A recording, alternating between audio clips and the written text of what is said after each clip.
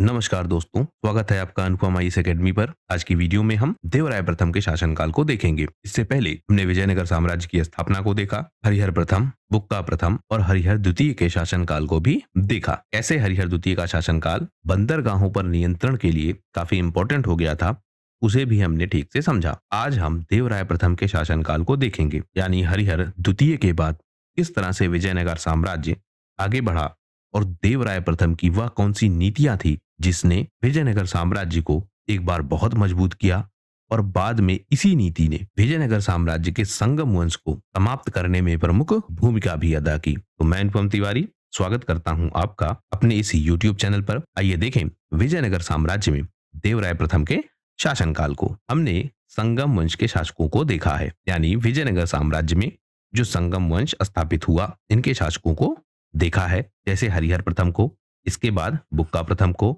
उसके बाद हरिहर द्वितीय को और आज हम देख रहे हैं देवराय प्रथम को। इसके बाद हम देखेंगे देवराय द्वितीय को, उसके बाद मल्लिकार्जुन को और अंत में हम देखेंगे विरूपाक्ष द्वितीय को। इसी के बाद जो संगम वंश है वह संगम वंश समाप्त हो जाएगा विजयनगर के क्षेत्र में। तो कैसे यह सारी व्यवस्थाएं और यह सारे राजा परिवर्तित हुए उसे हम देखते हैं क्रमवार। देवराय प्रथम का जो शासनकाल है वह हमको दिखता है 1406 से 1422 तक। जो हरिहर द्वितीय हैं उनकी मृत्यु हो गई 1404 में और उसी मृत्यु के बाद देवराय प्रथम ने शासन व्यवस्था को संभाला था। लेकिन इस समय भी यानी इनके शासनकाल के दौरान भी जो बहमनी साम्राज्य है और जो आंध्र के शासक हैं उनमें भी सबसे प्रमुख रेड्डी शासक यह लगातार संघर्ष करते हैं विजयनगर साम्राज्य के साथ। जो बहमनी सुल्तान है फिरोज शाह बहमनी, उसका संघर्ष होता है देवराय प्रथम से। तो हमने इससे पहले भी चर्चा की है कि जो बहमनी सल्तनत है एक तरफ से वह आक्रमण कर रही थी विजयनगर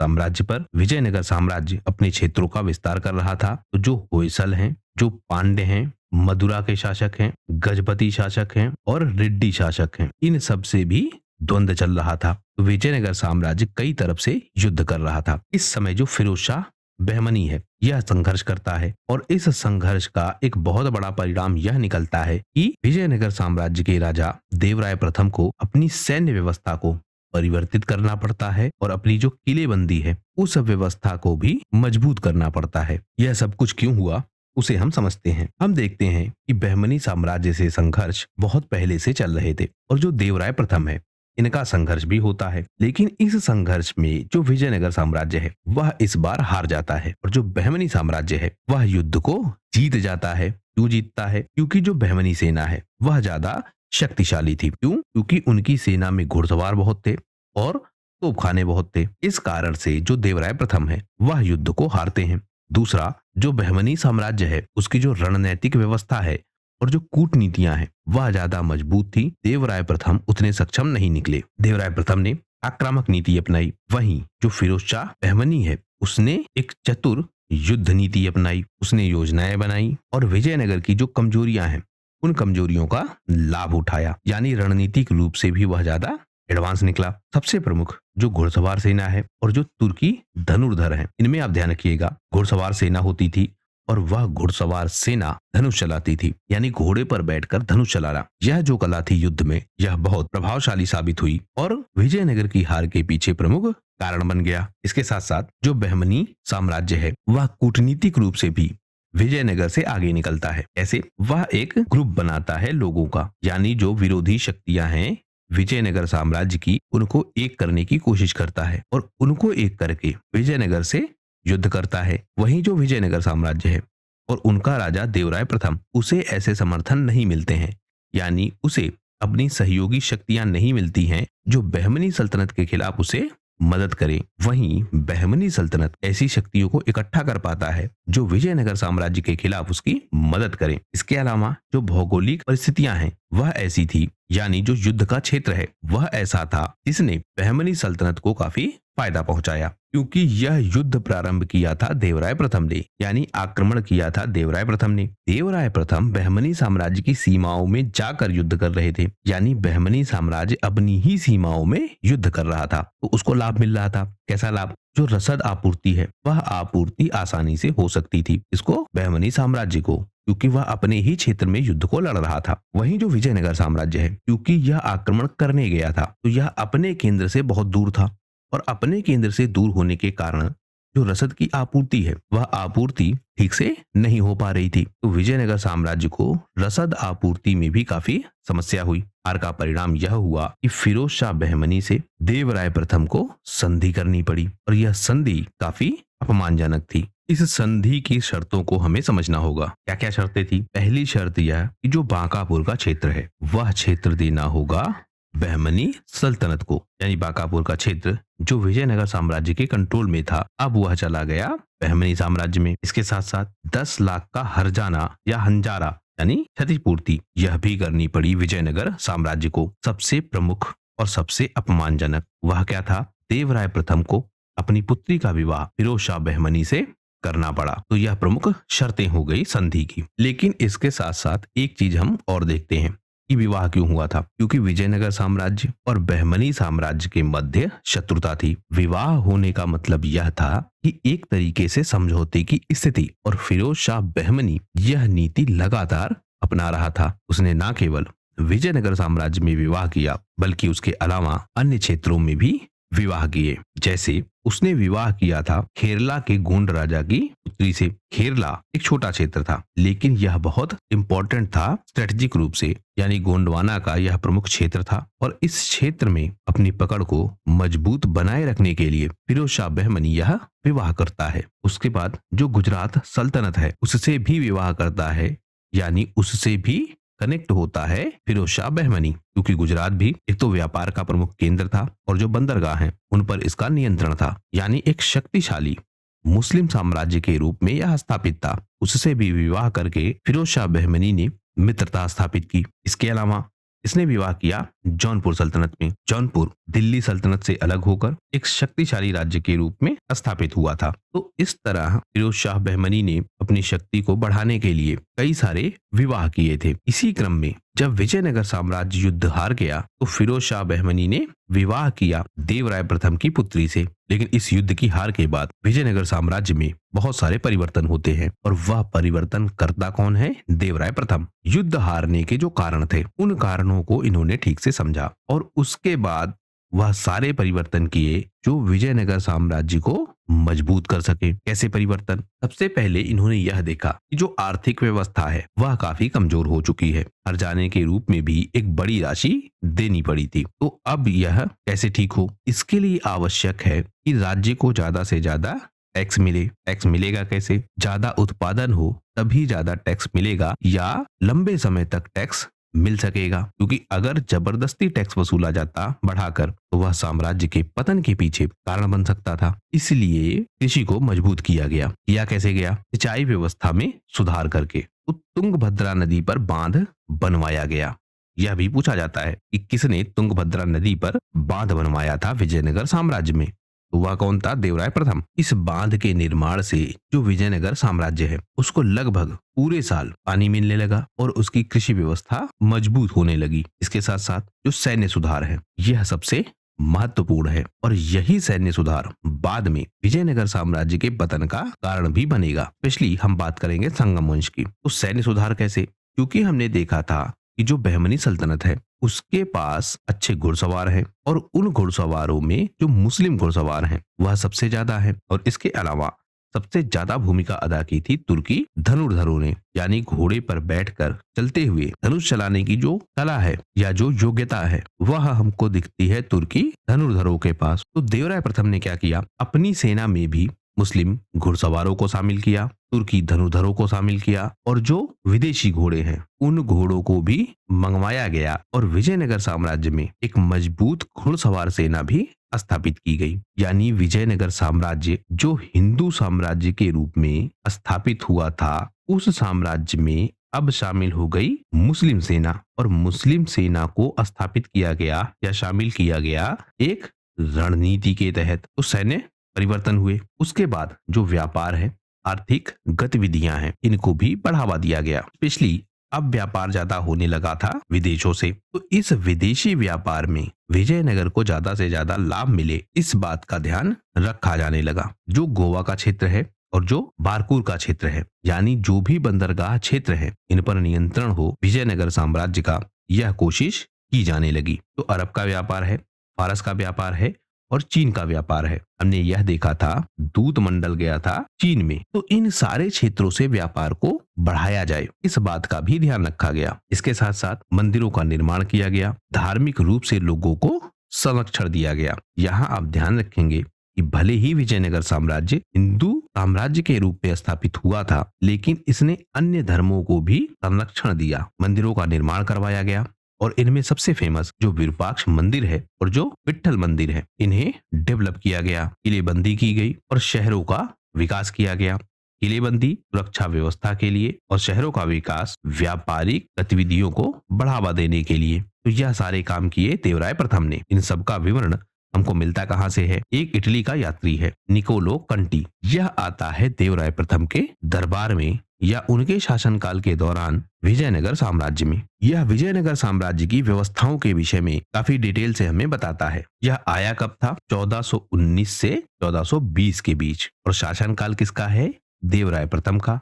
कब से? 1406 से 1422 तक। तो इन्हीं के समय यह आया है। यह बताता है कि जो विजयनगर साम्राज्य है उसके नगर काफी भव्य हैं और यहाँ पर एक बहुत बड़ी जनसंख्या निवास करती है। व्यापार और आर्थिक संपन्नता की भी बात यह करता है। वह बताता है कि यहाँ से सोना, चांदी, हीरे और मसालों का बड़े स्तर पर व्यापार किया जाता है। यह कहता है कि जो विजयनगर की सेना है उसमें बहुत बड़ी संख्या में घुड़सवार, हाथी और धनुर्धारी हमको मिलते हैं। इसके साथ साथ यह भी बताता है कि जो विजयनगर साम्राज्य है उसका राजा हिंदू है, लेकिन उसकी सेना में बहुत सारे मुस्लिम सैनिक भी शामिल हैं। यानी विजयनगर साम्राज्य की धार्मिक सहिष्णुता की नीति की यह बात करता है। लेकिन अभी हमने जैसे पीछे देखा, यह नीति क्यों बनी मुस्लिमों को शामिल करने की?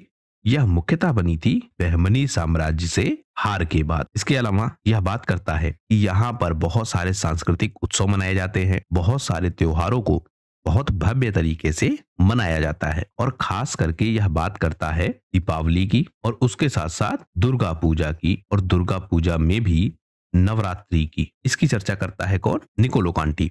ऐसे यह कहता है कि दीपावली का उत्सव या दिवाली का उत्सव मनाया जाता है और यह उत्सव बहुत भव्य तरीके से मनाया जाता है। जनता को बहुत सारा उपहार दिया जाता है, सैनिकों को भी उपहार दिया जाता है, उनको प्रोत्साहित किया जाता है। मंदिरों में पूजा होती है, विशेष उत्सव भी आयोजित किए जाते हैं। यानी एक तरीके से जो दीपावली का पर्व है, वह दीपावली का पर्व सैनिकों को उपहार देने के लिए या उनको रिकॉग्नाइज करने के लिए भी मनाया जाता था। यानी इस अवसर पर उनको रिकॉग्नाइज किया जाता था। दूसरा, यह बात करता है नवरात्रि की। यह कहता है कि इसे बहुत भव्य तरीके से मनाया जाता है। एक शब्द इस्तेमाल करता है महालया, और यह इस्तेमाल किसके लिए करता है? दुर्गा पूजा के लिए या नवरात्रि के लिए। यह कहता है कि इस उत्सव के दौरान जो सेना है विजयनगर साम्राज्य की, वह घोड़ों पर सवार होकर, हाथियों पर सवार होकर परेड करती है। सैनिक भी परेड करते हैं, मतलब पैदल सैनिक। तो सैन्य प्रदर्शन होता है नवरात्रि उत्सव के दौरान। इसके साथ साथ संगीत, नृत्य और काव्य पाठन, इनके कार्यक्रमों का भी आयोजन होता है। मतलब इस तरह से कार्यक्रम आयोजित किए जाते हैं जिनमें गाना बजाना होता है, नृत्य होता है, काव्यों पर चर्चा होती है। यह सब कुछ होता है नवरात्रि उत्सव के दौरान। वह यह भी बताता है कि इस उत्सव के दौरान राजा जनता के बीच जाता है और जनता के बीच जाने के बाद राज दरबार लगता है, राजा का दरबार लगता है और उस दरबार में राजा न्याय देता है। यानी राजा जनता के बीच जाकर न्याय देता है नवरात्रि उत्सव के दौरान। इस बात की चर्चा भी कौन कर रहा है?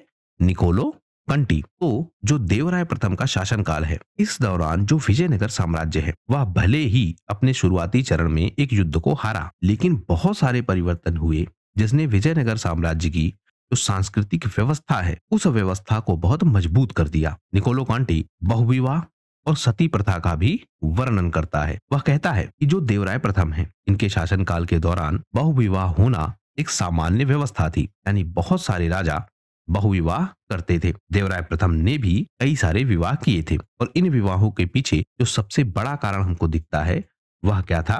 राजनैतिक कारण। मतलब राजनैतिक कारणों से बहुत सारे विवाह उस समय हो रहे थे। यह विवाह देवराय प्रथम ने भी किए थे और उन्होंने अपनी पुत्री का विवाह किया था फिरोज शाह बहमनी से, और फिरोज शाह बहमनी ने उससे पहले भी कई सारे विवाह किए थे, वह अभी हमने पीछे देखे। तो राजनीतिक रूप से बहुत सारे विवाह हो रहे थे। राजा ने ना तो इसको नियंत्रित करने का प्रयास किया और ना ही इसको बहुत ज्यादा बढ़ावा दिया, यानी राजा लगभग न्यूट्रल था। जो भी लोग संपन्न थे मुख्यतः, और राजनीतिक रूप से बहुत सारे विवाह हो रहे थे, यानी बहुविवाह वह करते थे जो राजनीतिक रूप से बहुत सक्षम थे या राजनीतिक रूप से जिन्हें विवाह करने पड़ते थे। दूसरा, जो धनवान लोग थे वह भी बहुविवाह करते थे। फिर यह बात करता है सती प्रथा की। यह कहता है कि जो सती प्रथा की व्यवस्था है वह व्यवस्था विजयनगर साम्राज्य में चल रही थी। राजा ना तो इसको रोक रहा था ना इसको प्रोत्साहित कर रहा था, यानी राजकीय व्यवस्था द्वारा सती प्रथा पर ना कोई रोक थी और ना उसको इनकरेज किया जा रहा था। मुख्यतः यह कहता है कि जो सती प्रथा है वह उच्च जातियों में विद्यमान थी। सामाजिक रूप से इस प्रथा को मान्यता थी और धार्मिक परंपराओं के तहत सती प्रथा चल रही थी। देवराय प्रथम ने कभी भी खुलकर इसको प्रतिबंधित करने का प्रयास या इसको रोकने का प्रयास नहीं किया। तो परीक्षाओं में आपसे क्या पूछा जाएगा, वह कौन सा इटली का यात्री है जो देवराय प्रथम के शासनकाल के दौरान बहुविवाह और सती प्रथा की चर्चा करता है। आपसे यह भी पूछा जा सकता है कि जो सती प्रथा है उस पर देवराय प्रथम का जो विचार है या जो नीतियां हैं वह किस प्रकार की हैं। और ऐसे प्रश्न पूछे जाएंगे यूपीएससी में। दूसरे टाइप वाला, पहले टाइप वाला जिसमें नाम पूछा जाएगा यात्री कौन था, वह ज्यादातर पूछा जाएगा वनडे एग्जाम में या फिर प्रीलिम्स में। प्रीलिम्स मतलब जो 2 स्टेज या फिर 3 स्टेज के एग्जाम्स है। तो इस तरह से चर्चा है निकोलो की। इसके बाद जो देवराय प्रथम है वह बहुत सारे विद्वानों को संरक्षण देता है। इसके शासनकाल के दौरान जो संस्कृत भाषा है और जो कन्नड़ भाषा है उसका बहुत तेजी के साथ विकास होता है विजयनगर साम्राज्य में। अपने दरबार में यह विद्वानों को, कवियों को, कलाकारों को, इन सबको संरक्षण देता है और धीरे धीरे जो साहित्य का विकास है और जो शिक्षा व्यवस्था का विकास है वह होता है विजयनगर साम्राज्य में। कुछ उदाहरण इसके हम देख लेते हैं। जैसे एक है आपका हरिविलासम। यह क्या है, एक ग्रंथ है। रचना किसने की है, नरहरि ने। और नरहरि है कौन, दरबारी कवि हैं देवराय प्रथम के। हरविलासम एक संस्कृत काव्य ग्रंथ है, शैव भक्ति पर आधारित है। नरहरि ने इसकी रचना की है और देवराय प्रथम ने नरहरि को संरक्षण दिया है। इस ग्रंथ के माध्यम से एक तो हमको शैव भक्ति के विषय में पता लगता है विजयनगर साम्राज्य में। इसके साथ साथ जो विजयनगर साम्राज्य के दरबार की संस्कृति है, साहित्य का विकास है, उन सब का भी हमें ज्ञान मिलता है। दूसरा है एक व्यवस्था। व्यवस्था कैसी, मुक्त सत्तागार की व्यवस्था। यह कैसी व्यवस्था है, एक केंद्र बनाया गया या एक सेंटर बनाया गया। सेंटर कैसा, यहाँ पर बहुत सारे विद्वान इकट्ठा होते थे। इकट्ठा होने पर यहाँ पर शास्त्रार्थ होता था, यानी एक ऐसा स्थान बनाया गया मुक्त सत्तागार जहाँ पर विद्वान इकट्ठे होते थे और इकट्ठा होने के बाद वह आपस में तर्क वितर्क करते थे। इस पर तर्क वितर्क वेदों पर, मीमांसा पर, न्याय पर, वैशेषिक दर्शन पर, और इन सभाओं को या इन चर्चाओं को राजकीय संरक्षण मिलता था। यानी राजा ऐसी व्यवस्थाएं करता था जिसके माध्यम से विद्वान इकट्ठा होते थे, आपस में चर्चा करते थे। इससे लाभ क्या होता था, जो साहित्य का, दर्शन का विकास है वह विकास बहुत तेजी के साथ होता है विजयनगर साम्राज्य में। जो पूरा विजयनगर साम्राज्य है उसे अगर आप देखेंगे तो यह ज्यादा फेमस है अपने साहित्यिक विकास के लिए। यानी विजयनगर राजनीतिक व्यवस्थाओं के लिए ज्यादा फेमस नहीं है, या परीक्षाओं में राजनीतिक व्यवस्था से संबंधित ज्यादा प्रश्न नहीं आते हैं। ज्यादा प्रश्न आते हैं सांस्कृतिक व्यवस्थाओं से संबंधित। लेकिन कनेक्टिविटी के लिए या चीजों को कवर करने के लिए हम इसकी राजनीतिक व्यवस्थाओं की भी चर्चा कर रहे हैं। लेकिन आप फिर ध्यान रखिएगा, ज्यादा प्रश्न पूछे जाएंगे साहित्यिक या सांस्कृतिक व्यवस्थाओं से, उसे भी हम डिटेल से कवर करेंगे। तो यह मुक्त सत्तागार की जो व्यवस्था है यह बहुत योगदान देती है सांस्कृतिक विकास में। बहुत सारे ऐसे विद्वान हैं जिनको देवराय प्रथम संरक्षण देता है।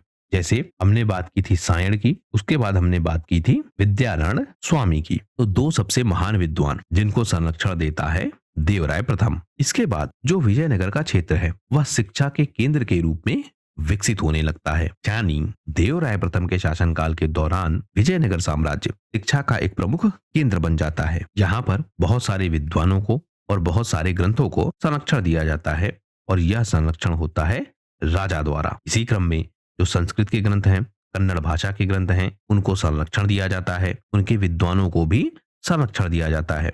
हमने बात की नरहरि की और उन्होंने एक रचना की है हरविलासम। इसी तरह से बहुत सारे धार्मिक ग्रंथों की, बहुत सारे न्याय शास्त्र के ग्रंथों की, काव्य पर आधारित ग्रंथ, दर्शन पर आधारित ग्रंथ, इन सबको संरक्षण दिया जाता है राजा द्वारा। फिर हमने देखा जो मुक्त सत्तागार की व्यवस्था है, यह व्यवस्था बहुत योगदान देती है, जिससे जो विजयनगर का क्षेत्र है वह केंद्र बने शिक्षा का। यहाँ पर बहुत सारे मठों का विकास होता है, बहुत सारे गुरुकुलों को बनवाया जाता है और इनके माध्यम से जो संस्कृत भाषा है, वेद है, व्याकरण है, खगोल शास्त्र है, गणित है, शिल्पकला है, इन सब की शिक्षा दी जाती है। बहुत सारे मंदिरों का संरक्षण किया जाता है और यह मंदिर अब बनते हैं शिक्षा का केंद्र। इन मंदिरों में बहुत सारे विद्यार्थियों को निःशुल्क शिक्षा या मुफ्त में शिक्षा दी जाने लगती है। जो बहुत सारे विदेशी यात्री हैं वह भी आते हैं विजयनगर साम्राज्य में, जैसे हमने चर्चा की निकोलो कंटी की। उसके अलावा जो अरब का यात्री है